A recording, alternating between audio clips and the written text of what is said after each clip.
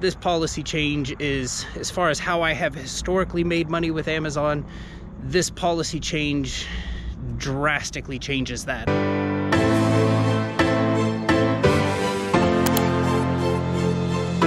7:56 on a Sunday evening. So you know there's no shenanigans going on. I'm going to show you my trips tab. There's nothing upcoming here. Kind of going over just to see my folks. I need to return some dishes to them, check on my dad, everything like that. That's the plan right now, but kind of see what the night brings. First things first, can't forget about the truck. I know the end of last time's video, I had all those lights come on. It basically had a sensor out, which is kind of what I was hoping for. It turned out to be a relatively inexpensive repair. Could just be my truck, could be Freightliner, Cascadias, could be all trucks. There's so many data inputs that central computer receives that when you have one sensor go out, it just kind of seems like all hell is breaking loose. PTR had the truck ready for me that day. I couldn't go down and get it because I was taking my dad to an appointment, but I ended up picking it up the next day, did a little bit of work that night in it, but kind of been taking it easy with trucking. I saw tonight I have a window of time that I have nothing scheduled in the morning, so you know, as far as like my dad goes, so had some free time tonight. Nothing booked as of yet, but I'm gonna go check on them and kind of see what we can make the night turn into. And I will dig into this more later in this video, but there's a kind of a new Amazon policy change that they've come out with here in the last couple of weeks that kind of makes watching the load board all day kind of like a futile event. I mean, there's it's kind of taken away the whole purpose of doing that, but we'll dig into that a little bit more later.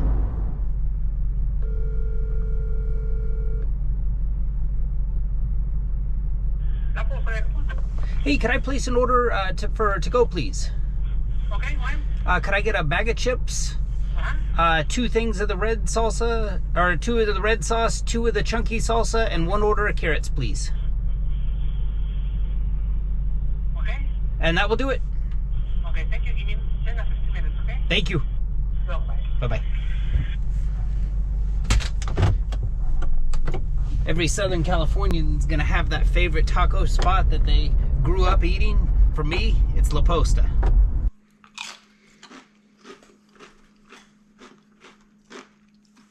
I know I'm partial to it because I grew up on it, but these chips are so good.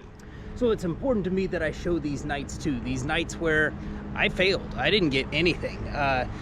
I was seeing some setups earlier I thought I'd like, you know, I saw like loads dropping, saw a bunch of spot capacity coming out, but tonight's one of those nights that I got it wrong.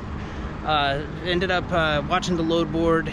There was one load I almost got. There was they sent out spot capacity. It was like a round trip from like Otay up to Carmel Mountain and back, and I replied to it on the phone with them. We were at the point where they were like asking for my DOT number. Everything was good. I'll sometimes, and I was doing it on this load, I'll sometimes keep an eye on the load, because sometimes they'll still stay on the load board. And I was watching it, and usually when they assign it to you after they get your DOT number, you confirm the price, it disappears from the load board. It disappeared from the load board, like we were almost done with the call, and it disappears.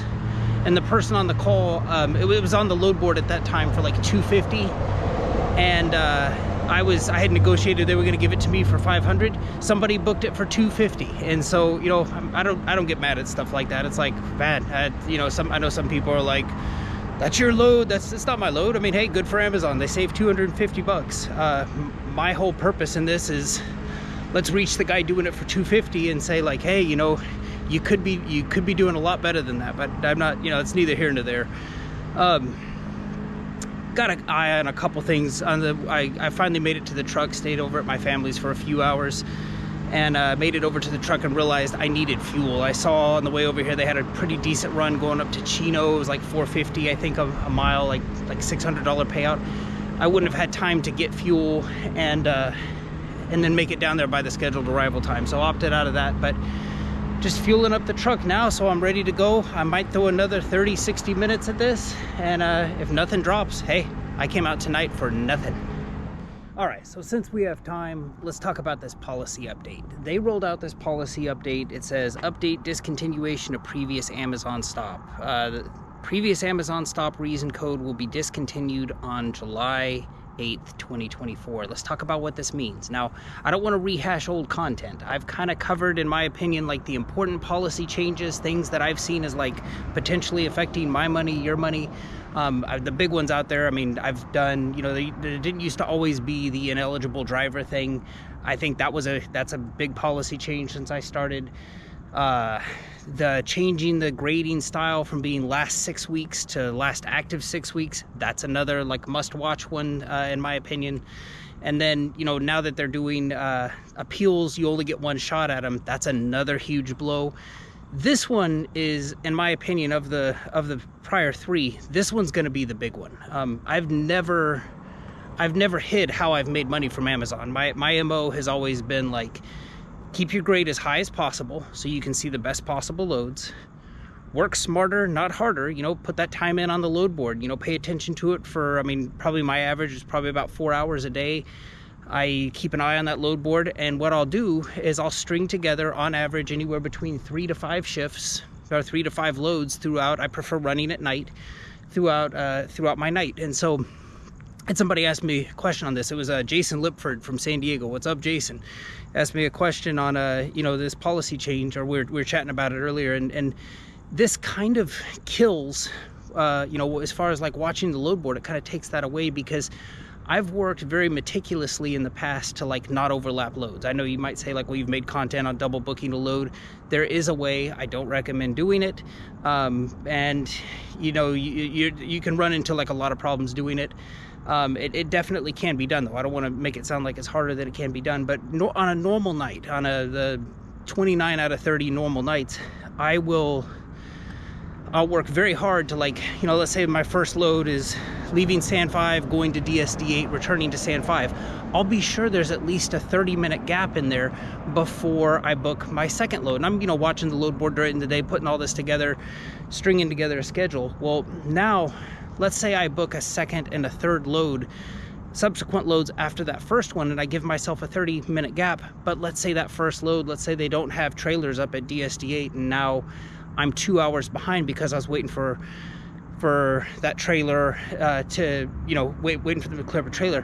Even though I did my part and I gave myself a 30-minute gap, even though I feel like that's an Amazon controlled problem, they're now going to look at that and be like, well, hey, on stop 1, we'll cut you some slack because that's, you know, that is our fault. But you being late to subsequently stop 2, stop 3, you can no longer say that it's an Amazon created problem, even if it is. So really what I think they're trying to do with this is to get you to go out, book one load, complete it, and then start looking for your second load. Complete that one 100%, and then start looking for your third load. In my opinion, it's kind of a miserable way to work. I'll do that sometimes after, you know, let's say I go out for a night where I only have 2 loads and I'm looking, I have enough time to do like a third and a fourth. I'll do that then, but to do that all throughout the night is just, this kind of kills the idea of watching the load board all day, working smarter as opposed to harder, because, you know, how much of a gap are you going to give yourself? Let's say you're like, okay, 30 minutes is too tight, but I'll give myself 2 hours. Well, what if that load goes over by 2 hours? You have no control over that whatsoever. And it's like, you know, then are you going to have a 4-hour gap? What about your hours of service? I mean, it just comes into all this stuff. I think their goal in this, I really do think they're just trying to push people into blocks. And, you know, if that's the case, then, you know, we'll see what's out there. I mean, we'll see what's happening. But anyway, this policy change is, as far as how I have historically made money with Amazon, this policy change drastically changes that, as far as, you know, keeping track of that load board all day. All right, wrapping this one up here tonight. Getting kind of tired of sitting here in the mall parking lot after hours. Not a totally dud night. I got fuel for the truck, so I mean, truck's ready to go for next time. You know what tonight teaches me? I mean, hey, last time I was tired, I'm like, oh, I'll get fuel next time. Next time I get in the truck. If I had gotten fuel the other day, I would have been eligible to take that Chino one. I would have booked it, and here I am sitting here looking at the load board up in the you know, Chino, Ontario area, and it's going off up there tonight. So kind of my own fault. You know, how many times in life am I going to learn the lesson of why put off tomorrow what you could do today? So that's what I'm walking out of here with. No work. I feel like it's important for me to show these days to you, because I'd love to tell you everything's great all the time. There will be nights like this. So Got that new policy change covered. Jason Lipford of San Diego, can't wait to run into you. A local San Diego guy, I know we'll cross paths eventually. But as always, I hope this video serves you well. Appreciate you for watching. Take care.